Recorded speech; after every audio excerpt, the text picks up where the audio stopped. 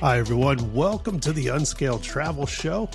So happy that you are here with us. I'm your host, Jeremy Long, here with my co-explorer, Amy. Hello. We are coming to you from beautiful Las Vegas, Nevada in the Diamondback Land Surveying Studios. And we got a hauntingly good, fun show for you.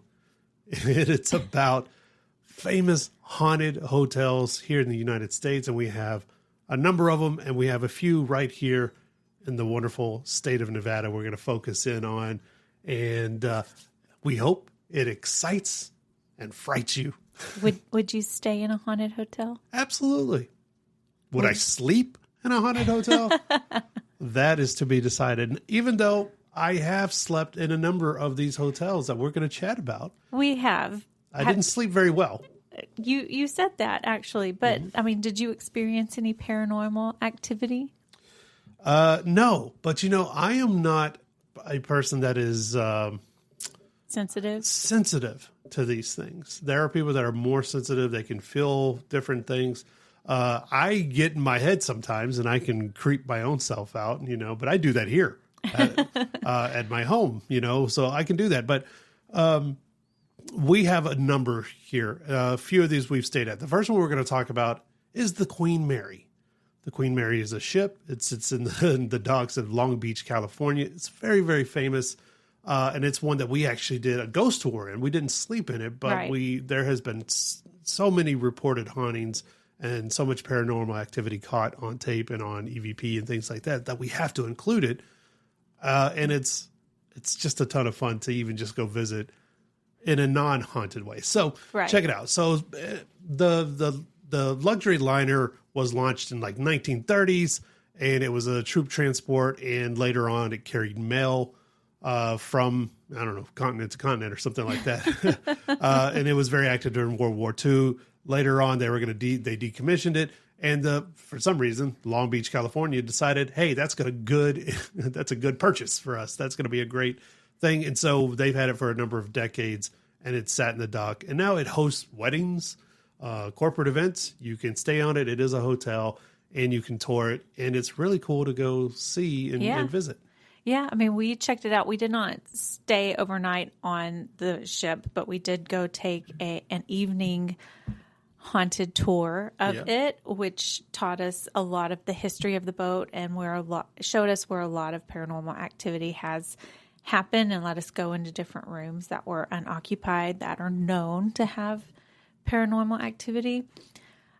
My question for you is, because we were in a group of around 30 people, did you feel anything spooky or creepy, or do you think when you're in a group that large that you're just kind of walking around with a group of people?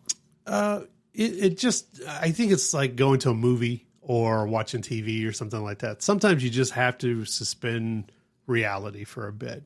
You have to understand that there are other people around and there are things happening. I think there was a wedding happening on the ship whenever we were there. There was an event happening in the main so ballroom. There was music kind of, reverberating and things like that. So it's not the best place to do an active paranormal search right there. But it is a good haunted history tour. They do lean into it, and they're excited that you're there, which makes it all better, I think. And a number of the places that they stop you off at, and I believe it was closed when we went, but it's creepy enough just standing on the outside of it, but the swimming pool. Right. The first class swimming pool is one of the more paranormal hotspots. Yeah. On the entire vessel. When we went there and we were standing on the outside of it, and it just looked creepy. It did look creepy. It felt there was a little energy to it, like, okay, I'm not super sensitive to these things, but I did kind of back away, and I looked at you and I was like, I'm good. Right. I'm good we couldn't go in the door, but there was a window in the door and you could take pictures through it. Yeah. And the guide was telling us all of these different things that have happened, things people have seen and heard and felt. And I think they kind of set the tone for you to go up to the window already a little bit creeped out. Yeah. But they did say something that I think might be true, that the water is maybe a good conductor for paranormal activity and just the location and everything. So I would be interested to go back into that space. However, I don't want to go back into that space alone, I don't think. Asterisk. And it's not always closed. It wasn't always closed. It was closed off a couple of years ago when people started getting a little too brazen climbing into the pool. I believe our host was telling us. But speaking of hotspot, guests, investigators, paranormal researchers have reported seeing wet footprints mysteriously appear and disappear. Ghostly figures of women in 1930s bathing suits, which I guess was like a full-length suit or whatever. I don't know. And even maybe the disembodied voice of a young lady that allegedly drowned there. So it already looks kind of, I don't know why they built everything in the 1920s and 30s to look like creep us out now, but they did. They did a really good job of that. They did. And that boat is preserved in that aesthetic. So you walk in and you already feel transported back to the 30s. You think when they were building stuff back then, they were like, hey, in like 100 years, this is really going to freak people out. Everything that we're doing now. We did get to go inside cabin B340.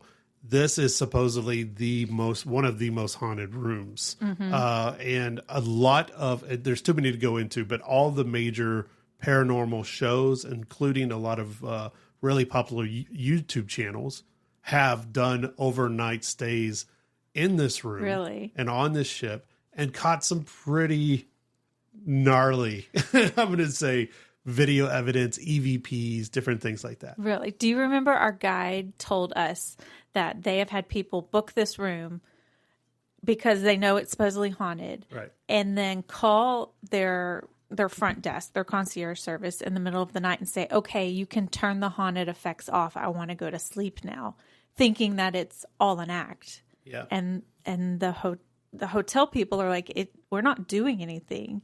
Like, if something's happening, it is truly paranormal activity. Yeah, they have some really good, I guess, evidence, you would call it, video-wise, and other cases. That's the room where the blanket, gets ripped off the bed, right? Yeah, while people are sleeping? Yeah, absolutely. Oh, can you imagine? Well, I mean, yes, absolutely. If you've been married, then yes, you can't imagine the blanket being ripped away from you in the middle of the night. But by someone else, no.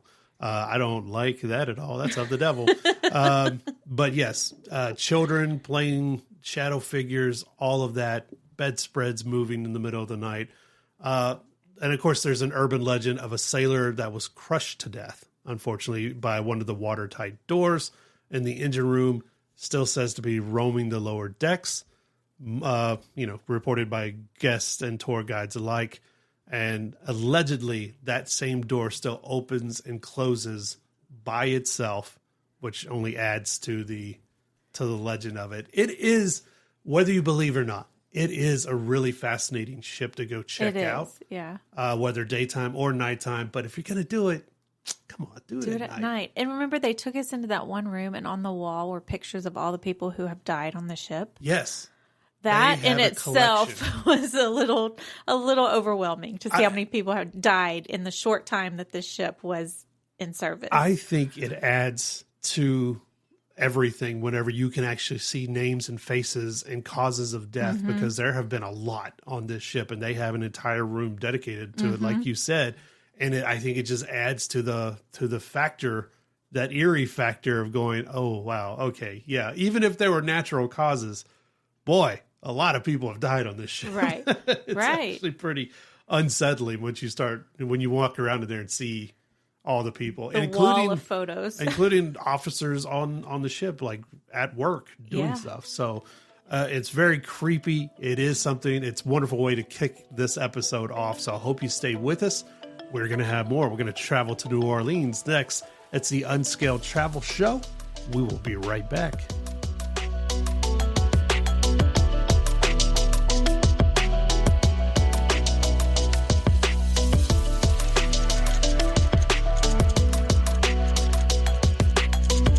Unscaled Travel Show is brought to you by Diamondback Land Surveying. For all your land surveying needs, contact Diamondback Land Surveying at 702-823-DBLS.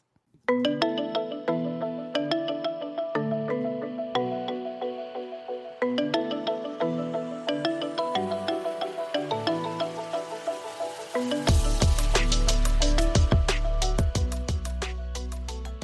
everyone. Welcome back to the Unscaled Travel Show.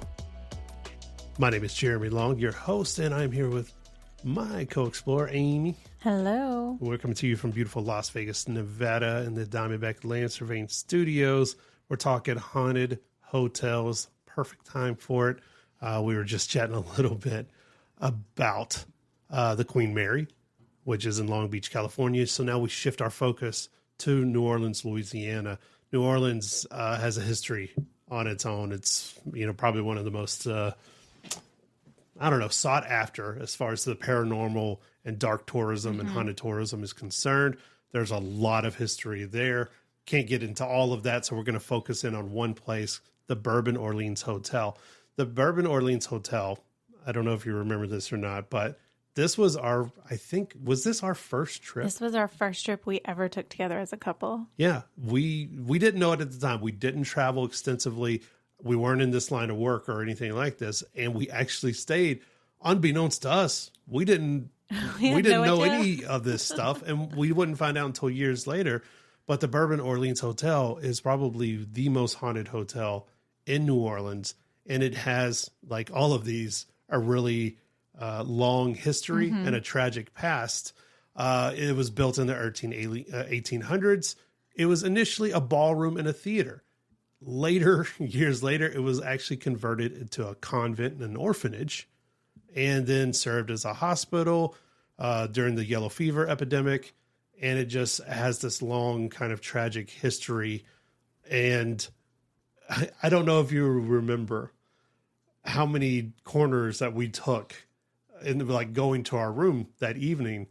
And we were just like, what is this? Right. Every time we turned a corner, we were like, it got spookier and spookier. Yeah. By the time we got to our room, which is at the very end of the hallway on the third or fourth floor that we were on? Yeah, we weren't very high, maybe the third floor. I was like, I don't think I want to stay here. I was like, where did you book us? It felt a little bit like a maze. Yeah. The reason I chose this hotel when we traveled was because it is in the heart of the French Quarter. It really and is. I wanted that full New Orleans experience. Yeah. I'd never been. You hadn't been. I thought this will be a great place to go. I had no idea of the history. It just looked like a beautiful old hotel.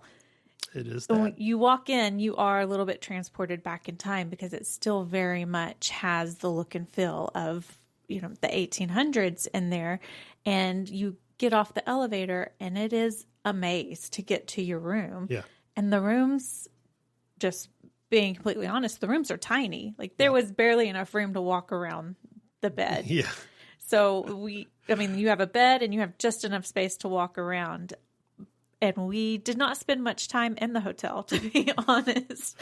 We slept there, and I think we were maybe too tired I was like, get me out of here. No. to spend more time awake in the hotel room. But I do remember I didn't sleep well the whole time we were there. It was unsettling, to say the least. And this is one of the rare properties that does lean into the haunted aspect of their background. They actually have it if you go to their website at bourbonorleans.com. They have a section of their history called A Haunted New Orleans Hotel, where they recount various things and apparitions, Confederate soldiers, children, nuns from the former convent and orphanage era of the property, a lonely ghost dancer. Hold me tightly. That's not the words at all. Is it not? I was totally going to sing that. Hold me closely.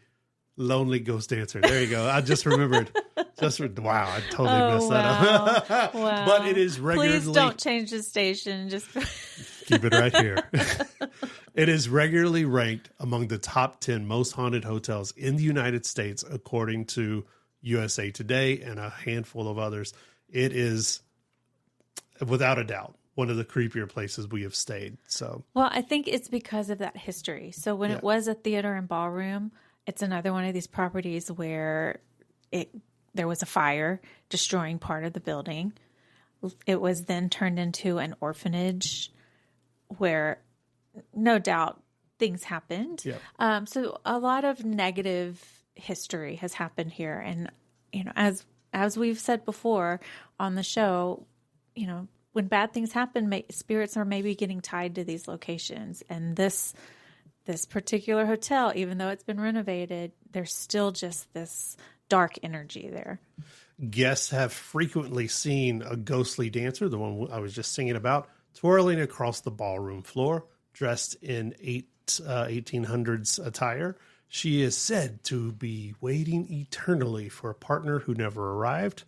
Whoever stood her up, you're a jerk. The Confederate soldier, remember this is Civil War time, so the apparition of a Confederate soldier is seen pacing the 3rd and 6th floors. Likely a lost soul from the Civil War era. These are just kind of ghost stories that have attached themselves to the hotel. It says there's several reports of curtains and draperies rustling in rooms when there's no windows or the AC running. The curtains just move on their own. Yeah. This one is the one that gets me. The sounds of children's laughter echoing through the hallways, especially on the upper floors, which is a lingering presence from the hotel's time as an orphanage. You know how I feel about ghost children. I don't play with that, especially if they're British or something like that. I do. So for some reason, no. No. I don't play with that at all. But there has been a ton of paranormal evidence that's been captured. EVPs with the laughter, voices of children, disembodied voices. Visitors often report hearing footsteps behind them only to turn and find no one there. Investigators have recorded temperature drops, strange light anomalies in the ballroom. It's all very active. There's a lot going on. Like you said, it's right in the middle of the French Quarter, which we could do an entire show, and I think we will in the future, just on the French Quarter in New Orleans itself. But one popular ghost story, which is to me the creepiest of them all, is about a nun who allegedly still walks the hallways. She reportedly died caring for children during the yellow fever epidemic and is seen in full habit praying over invisible patients. No, thank you. What? No, it's thank a nun. You. A nun praying for people, but she's a ghost nun. Ghost nun? I don't think those movies helped that recently came out. But no. It is, and it's, as one of the ones we have actually stayed in, if I would have known at the time, I think it might have changed. I don't know how I would feel about it now.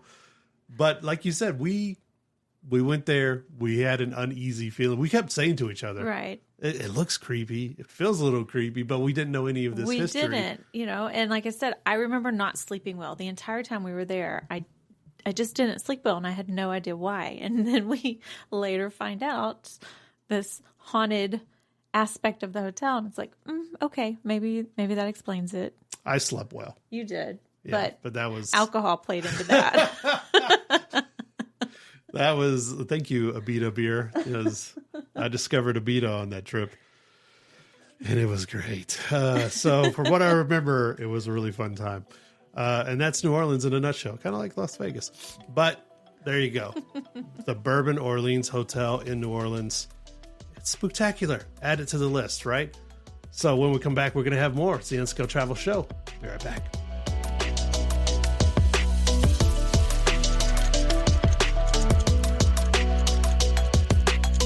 Unscaled Travel Show is brought to you by Diamondback Land Surveying. For all your land surveying needs, contact Diamondback Land Surveying at 702-823-DBLS.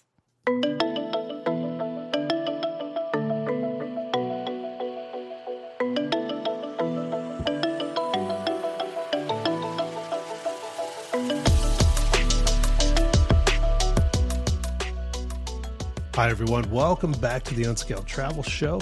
Remember, for all of our past episodes and interviews, check us out, unscaledtravelshow.com. We appreciate it when you do.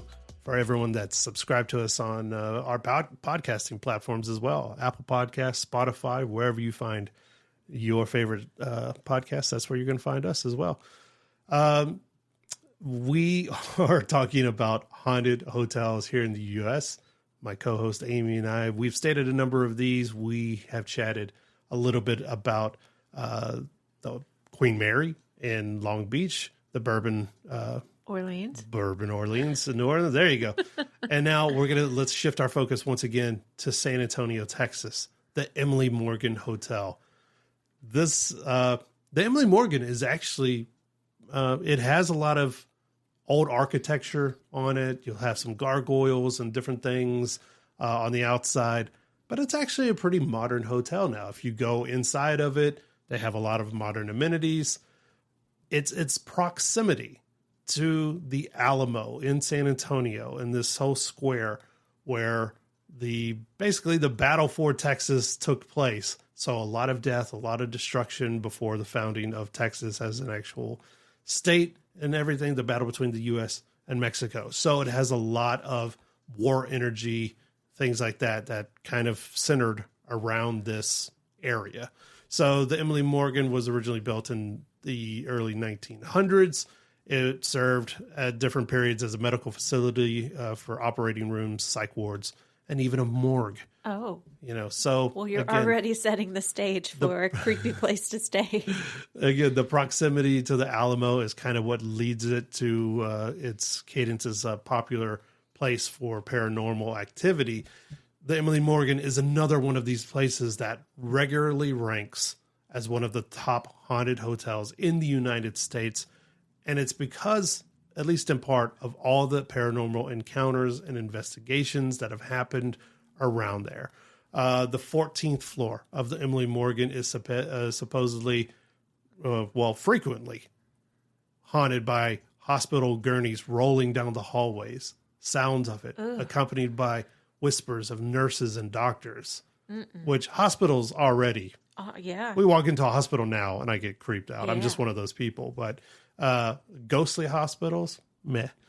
Don't like that at all. So I will say this. Ghostly hospital. I went on a ghost tour with my buddy, Robert Anthony, who owns RJA Ghost Tours in San Antonio. Free plug for him. But he has a lot of great information on the haunted places around San Antonio. But while we were standing outside the Emily Morgan, he was giving us some background and some urban legend to the hotel. We saw a ghost in the window on I believe the third floor. It was lower down to the ground, and everyone saw it. It wasn't just me. I wasn't crazy. Everyone saw it. I got out my phone, and it's a guy in his underwear with a sheet on his head. And he danced for us. So, was this set up by your ghost tour guide, or this was just a guy staying in the hotel that knew the haunted history and stood in front of the window, mostly naked with a sheet over his head? I don't know if he even knew the ghostly history. I think he knew adult beverages had been served earlier, and he just started dancing for a group of people that were outside of his windows. I took a video. I loaded it up to my TikTok. It's by far my most popular video on TikTok. And he danced for a while, even longer than I captured on video. The thing about it, the thing the video doesn't show is that there is another couple in a separate room. They see what's happening. They can't see the guy who's dancing in the window, but they also joined in and put sheets on their heads and started walking around their window. And I didn't capture that because we were already laughing too hard. How odd is that, though? But if you know anything about it, you see a group of people standing at your hotel at night and pointing up at her or whatever, more than likely hopefully it's about ghosts. I don't know. Is that something when you check in, they tell you, look, if somebody's looking up at the hotel, put a sheet on your head and dance in front of the window? We'll give you a discount. You get a free continental breakfast if we do this. But other actual reported hauntings, and not just people being dumb, but spirits of former patients, many of whom, of course, suffered tragic deaths, have been seen wandering the hallways, particularly the higher you get on the floors. For some reason, I don't know. Maybe it's closer to God. I don't know. There have been EVP recordings capturing disembodied voices, infrared cameras catching shadow figures moving through the hallways.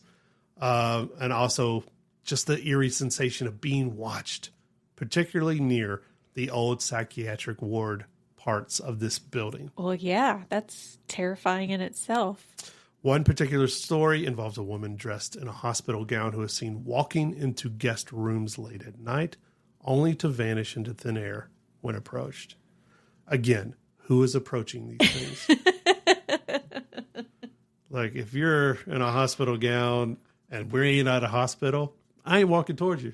Maybe I've lived in Vegas long enough that I'm like, you know what? No. Nope. You don't take stuff that people try to hand you when you're walking down the strip, and you don't approach people who are in hospital gowns. I think the takeaway here is if you see a ghost, just leave it be. Yeah. If you go over to it, it's going to disappear. If you are fascinated by ghosts, just keep your distance and let it do its thing. Try to take a picture. Right. Get one for the grandkids, hopefully. Because it's either one or two ways, right? They're going to disappear, or you're going to bring something home with you. And I've seen that movie as well. And no, thank you. Ain't approaching. Hopefully they're not the ghosts that, like, attack people. Yeah, those are like angry spirits, right? Yeah. For the most part, I think ghosts, that's what we've they say heard. ghosts, like ghost energy is like just memories. Like these apparitions are just replaying the same memory over and over again, and they just happen to be live for us. I guess so. I mean, but people do different report periods. getting scratched and pushed and like, I don't know. I've never had anything like that happen to me. And I don't want it to happen. I just, again, I'm not very sensitive to these things, but I don't want to. I don't want nothing scratching me. Are you out of your mind? No. You know what? I'd like to change my answer from earlier. No, I don't want to sleep in any of these places ever again. Although they're all beautiful hotels. That's a ringing endorsement. It's the Unscaled Travel Show. Keep it right here. More haunted hotels. We'll be right back.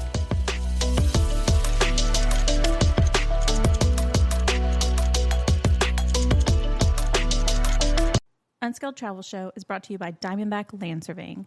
For all your land surveying needs, contact Diamondback Land Surveying at 702-823-DBLS.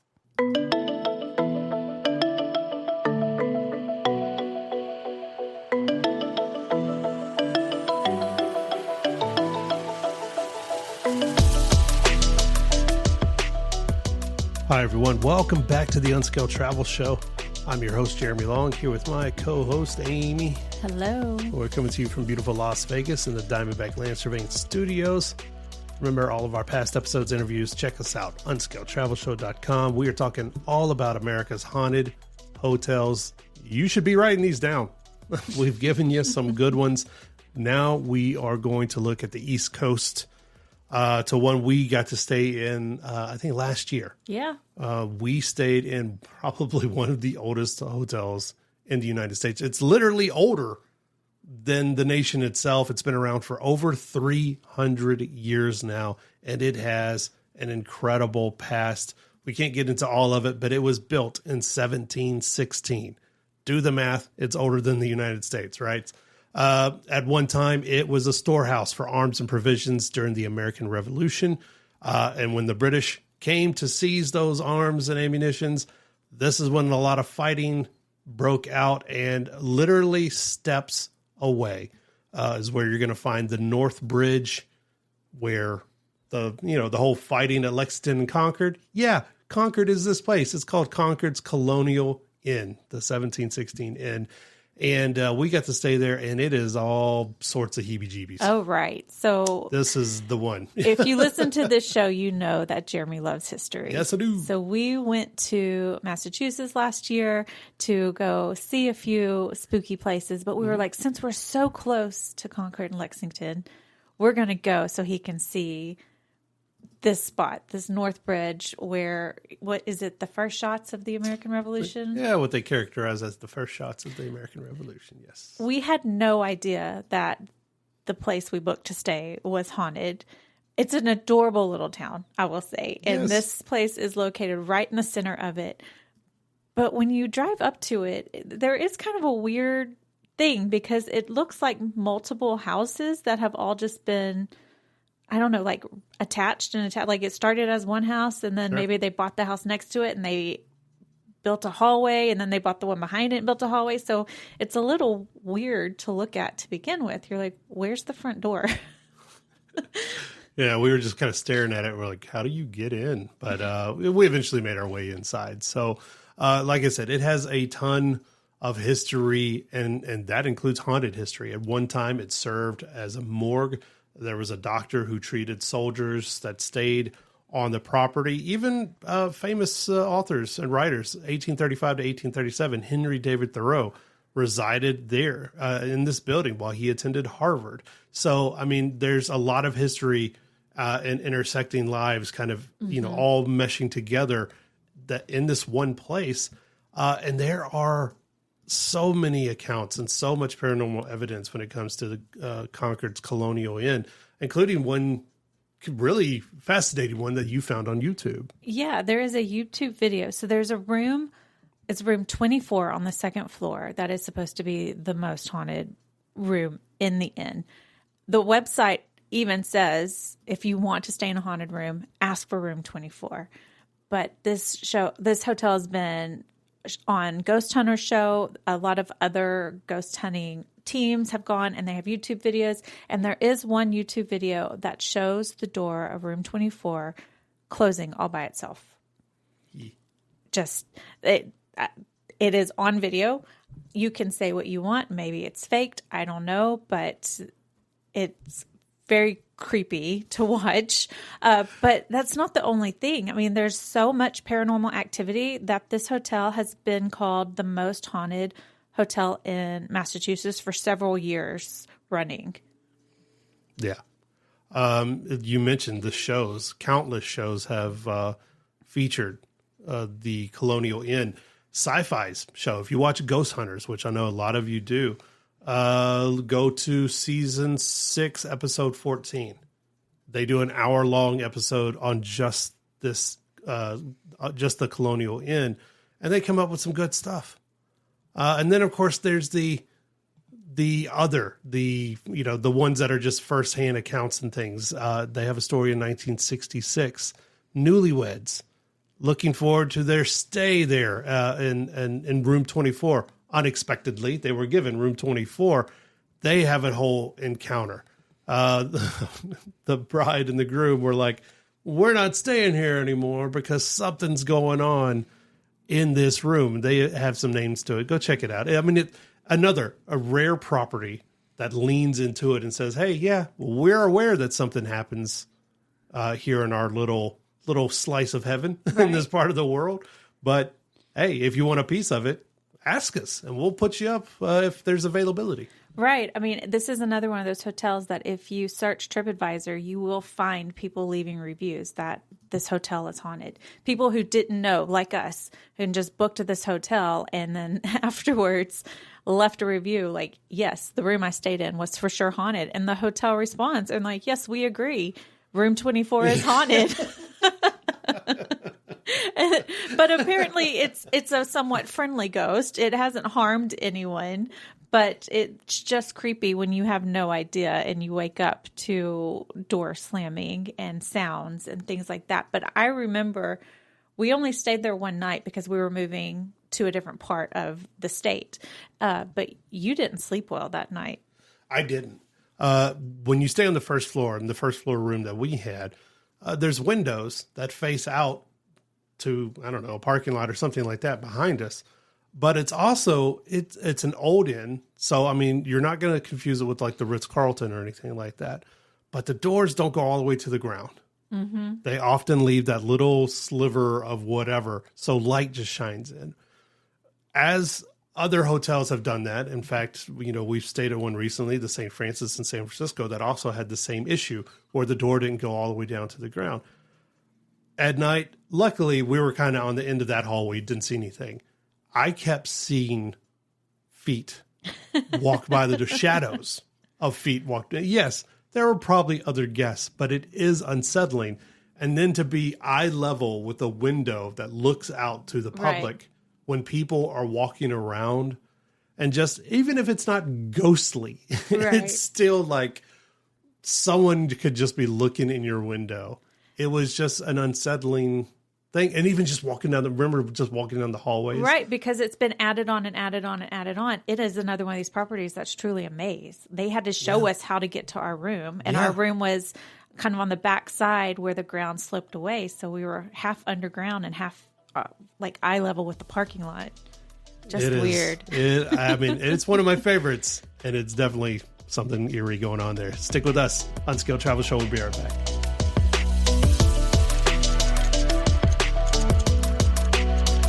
Unscaled Travel Show is brought to you by Diamondback Land Surveying. For all your land surveying needs, contact Diamondback Land Surveying at 702-823-DBLS.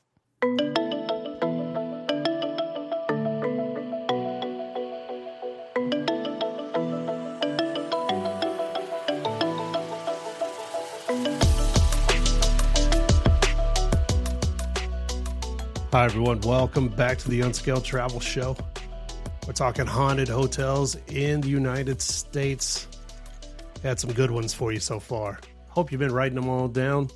I'm Jeremy Long, your host, here with my co-explorer, Amy. Hello. Coming to you from beautiful Las Vegas, Nevada, in the Diamondback Land Surveying Studios, and that's where we are going to turn our attention now. We love to bring it back home and shine a light on our own state. And eventually here right in Las Vegas, we got a lot of things happening. Las Vegas and Nevada in general, probably not known as the most haunted locations in the world, but we do have some doozies. We do. We have some really fantastic haunted and paranormal hotels, even though it's overshadowed a lot by the casinos and everything else that goes on here. Before we get into them, there's the one in Goldfield. Mm-hmm. Goldfield, Nevada has a really great haunted hotel.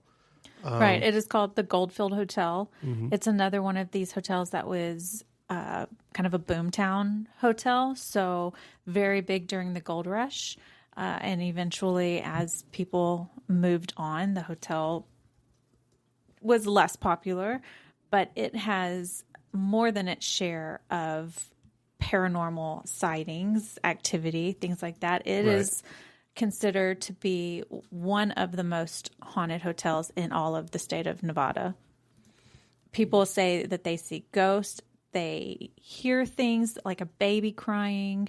There is a woman. Why is there always a woman? It's always a woman wandering the halls, like sad. Man, because y'all dramatic. Oh my God. And y'all hold those grudges forever, literally forever.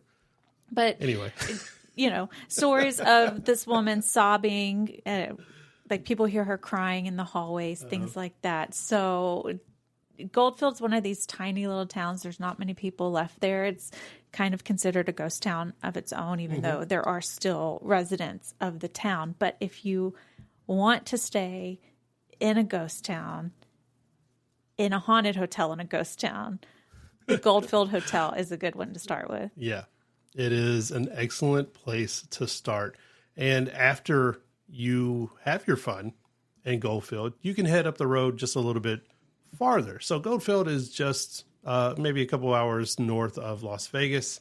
A couple hours further than that is a wonderful place called Tonopah. Wonderful? Sure. That is the word I'm going to use. Tonopah.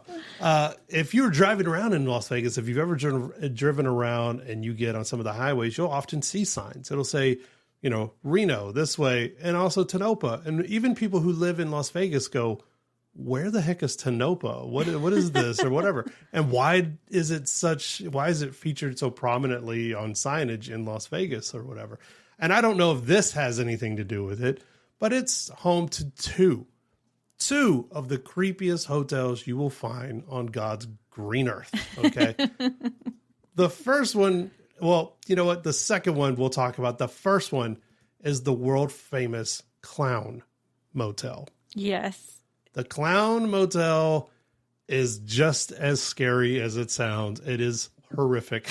I'm not afraid of clowns, but every time we drive by this, and we make the drive from Vegas to Reno a couple of times a year, and Tonopah is kind of that halfway point, and there's only one road in and out, so you are driving past the Clown Motel. I'm not afraid of clowns, but this motel is creepy looking. It's painted purple, has giant polka dots all over it. This 20-foot tall wooden clown outside of it next to the sign. And then every room, from what the research we've done, every room is like a different clown theme. That just sounds terrifying. It is horrifying. And they have leaned all the way into it. Obviously, if you're going to have the world famous Clown Motel, which, yes, I'm looking at a picture of the 20-foot tall clown outside, which looks friendly and bubbly. If you go and Google it, okay, if you go to like Google Maps or something like that and bring up the pictures of it, you start seeing the pictures of inside the decor, some of the paintings. One of them features a lady. I'm looking at it right now. She has a red nose, and she's looking out a window, and who's looking back? It's like a picture of Jason. No. Or who's the Michael Myers? That's the one. Nope. Michael Myers staring from the other side of the window. But she's got a fun little clown nose on and everything. So this is one place to check out if you go to Tonopah. The other place is the Mizpah. The Mizpah is right down the street. It has a longer history than the clown hotel or motel, excuse me. But it doesn't have as much, I don't know, in-your-face scariness. It's more subtle, right? So the Mizpah was built in the early 1900s, in 1907 to be exact. It was really a beacon in Nevada's gold rush. Miners, the people who work in dirt, not young children, miners, travelers, gamblers, everyone kind of, descended upon Tonopah. Tonopah at one time early in the 20th century was a hot spot. It was, where people were making a lot of money hand over fist, but they were leading very rough and tumble lives. So a lot of tragedy, a lot of hauntings, from those tragedies. The first one, like you said, why is it always a woman? But there is a lady in red. The most famous ghost there at the Mizpah is this lady, okay? According to legend, she was either a prostitute or a socialite. I don't know. You couldn't be more different here. They're not very clear on it. They don't know. That's what that means. She was just a lady wearing red. She died in the hotel. Maybe she's stuck there. Socialite prostitute. I don't know. No judgment here. Those are called escorts. She was allegedly unalived there at the hotel in the early 1900s. Different version of the story, obviously. So maybe it was a jealous lover, or maybe an angry customer. I didn't know how to word that. And so they often smell her perfume, see her walking, sometimes sitting on the edge of a bed, looking at people, which, what's that about? Right. But she apparently only haunts the 5th floor of this hotel. So if you're on the 4th floor, you may be in luck, and no lady in red visiting you in the night, unless you want her to, and then stay on the 5th floor. That was... well, that would get into the more escort part of that story. So I don't know. There's different versions of how she met her end, all of them tragic, of course, but there have been a number of paranormal encounters and evidence captured about this lady in red, especially the perfume. The perfume is the mark of it. You can smell it on the air. Is it white diamonds?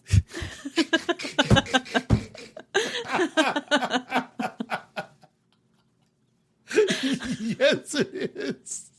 It is. That's so funny. Why is it always white diamond? Oh my gosh. Well, you turned me off. Your grandmama is haunting. Your grandmama is haunting the 5th floor. Moving on. She's not the only ghost in this hotel. Oh God. Okay. Oh, you have me crying now. Who else is haunted? God, the white diamond. Okay. Anyway. Go ahead. What else? So, because it was a mining town, there's ghosts of a lot of what they are assuming are miners. Again, people digging in the dirt, not children. Not children. Okay.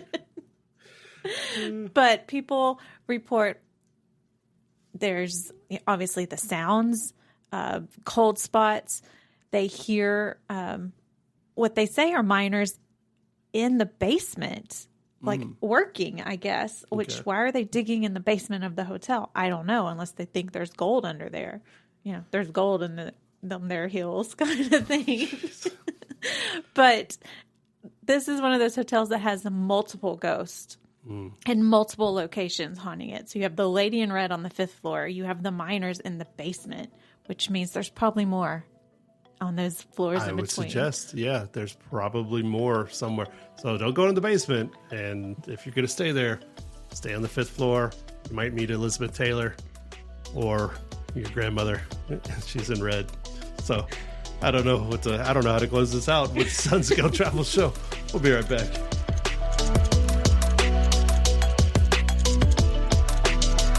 Unscaled Travel Show is brought to you by Diamondback Land Surveying. For all your land surveying needs, contact Diamondback Land Surveying at 702-823-DBLS.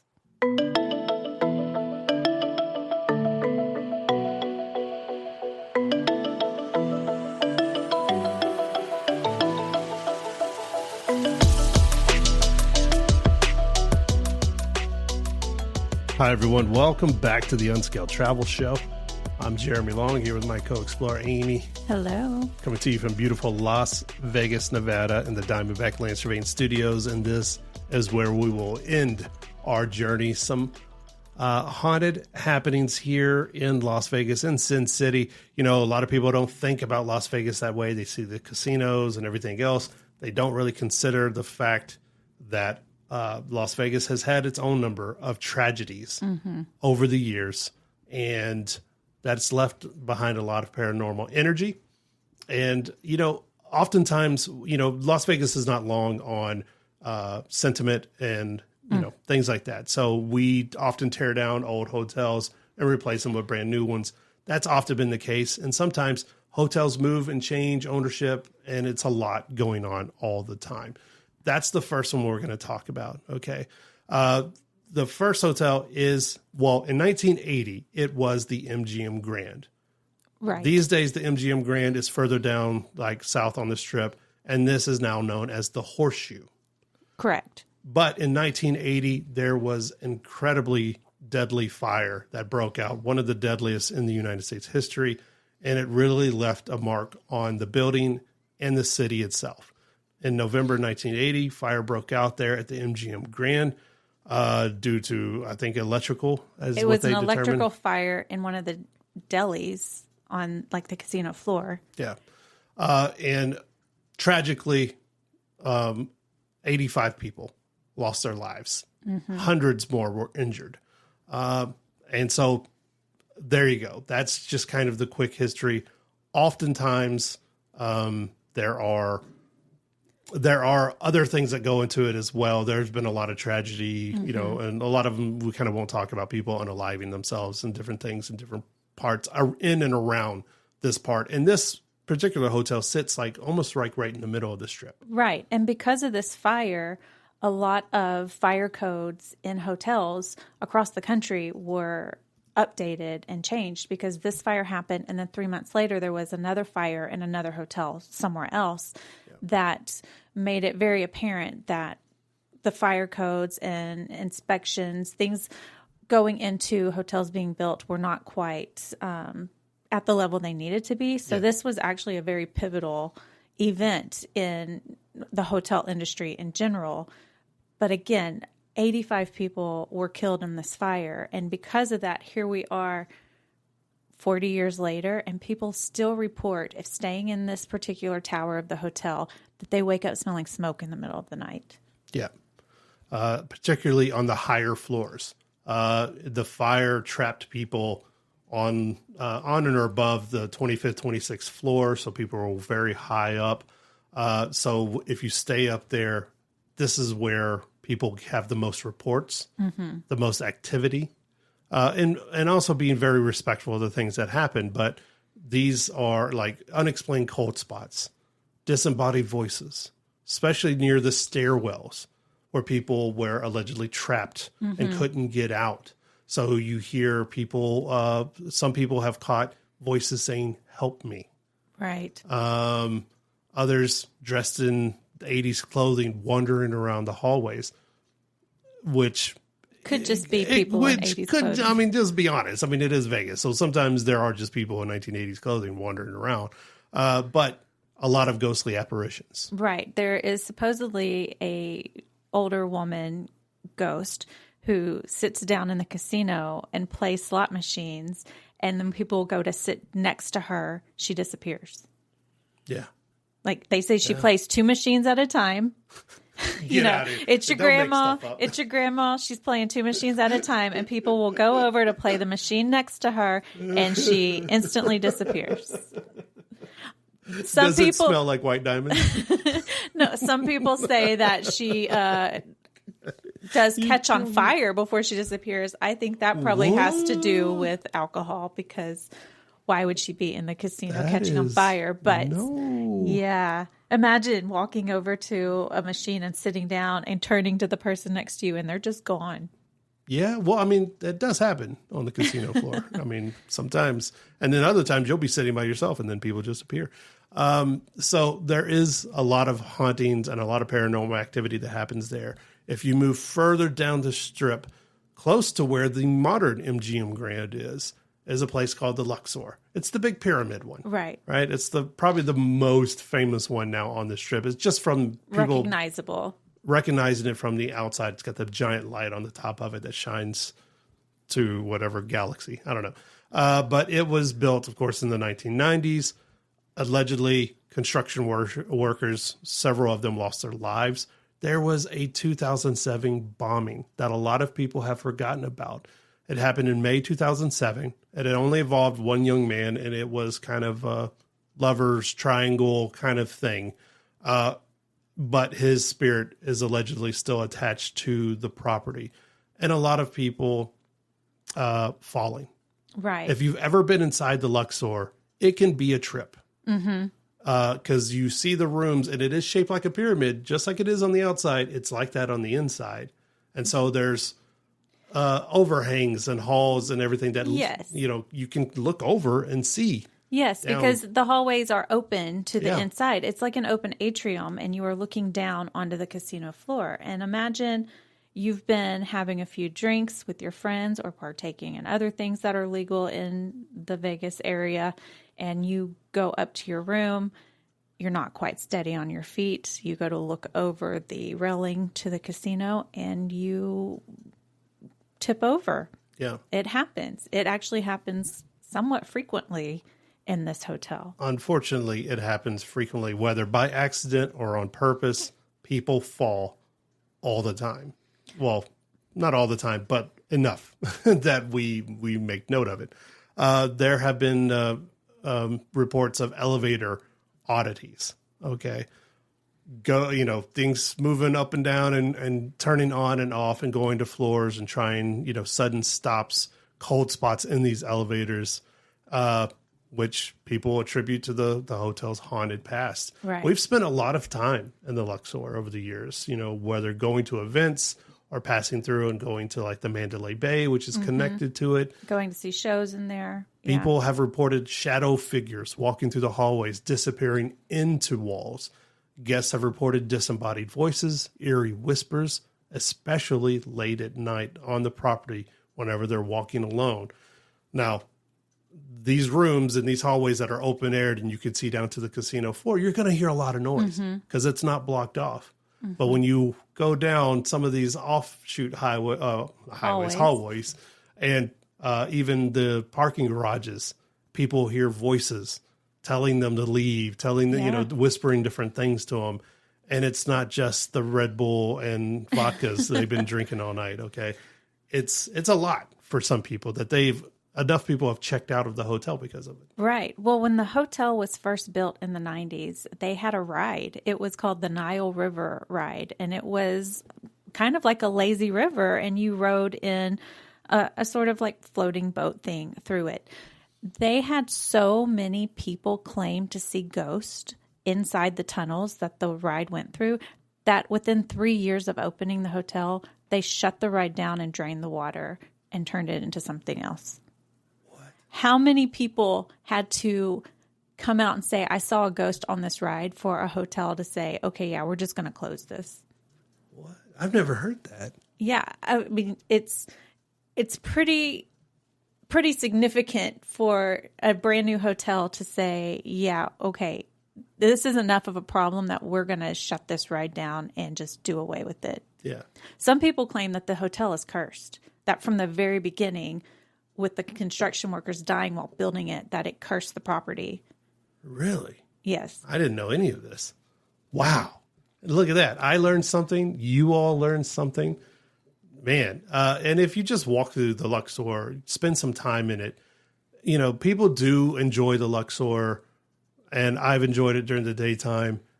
If you've ever stayed there, and I stayed there once years ago, not knowing any of this, I didn't know any of this. It probably would have changed my mind. But there is an uneasy feeling. there's almost like when you're going up in the elevators, almost a sense of dread. Right. Well, this is also the home of the Titanic artifact exhibition, which we have not gone to, but there are reports of objects moving inside the exhibition. What? People seeing objects suddenly not where they were a moment before. So are these objects haunted from the Titanic? Just attached to the Titanic objects. And, man, could be. Well, we gave you a lot of great haunted hotels. We hope you get out there and explore them all while you're here in the United States or wherever you are. Enjoy it. Dark tourism, haunted tourism. It's worth talking about, right? That's why we're here. The Unscaled Travel Show. We will see you guys next time.